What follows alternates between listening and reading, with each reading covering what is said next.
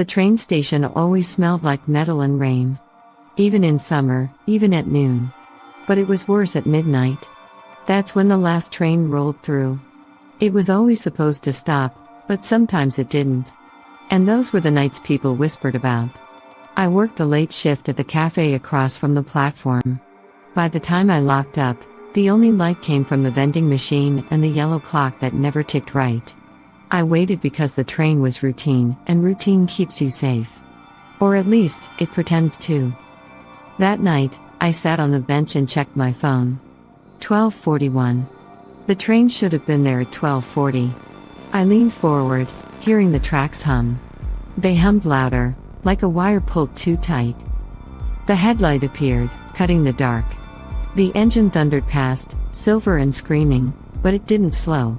Cars clattered behind it, windows black, except when faces flickered past. Pale faces pressed to glass. Mouths open as if shouting, but no sound reached me. I stood, instinct telling me to wave, to step closer, to acknowledge them. Then a hand slapped the glass. Not from inside, but outside, like someone clinging to the carriage wall. It dragged, sparks flying, until the train swallowed the dark again. Silence.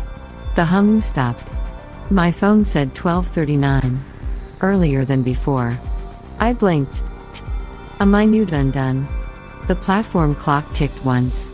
A second hand jerk. 12:40 again. And from the tracks, a sound, soft footsteps pacing on gravel, too steady to be random. "Miss?" a voice said. Behind me, an older man in a station jacket I didn't recognize.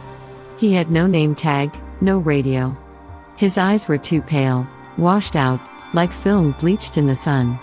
Best not to watch when it doesn't stop, I swallowed. What happens if you do? He tilted his head. You get seen. The footsteps on the tracks grew louder. I didn't want to look, but the urge pulled at me. The sound of someone walking beside invisible rails. I shut my eyes. I counted. 10. 20. At 30, I opened them again. The man was gone. But on the opposite platform, I saw myself. Sitting on the bench. Phone in hand. Watching me back. The not train roared again, passing between us. This time slower. The faces clearer. One of them was the man in the jacket, pressed against the window, mouth moving. The sound reached late, a whisper echoing in my bones, "Don't," but my other self stood. She walked forward as if to board. And when the train dissolved into dark, the bench on the opposite platform was empty. I checked my phone. 12:41 again. I was alone. Until I wasn't. The footsteps were back. On my platform this time. Approaching from behind. I didn't turn. I kept my eyes on the tracks.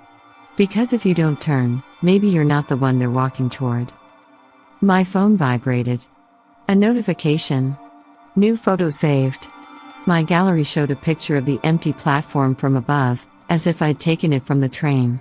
In the corner of the photo, my head bowed, waiting on the bench, but I was standing. The clock struck 12:42. And the hum began again,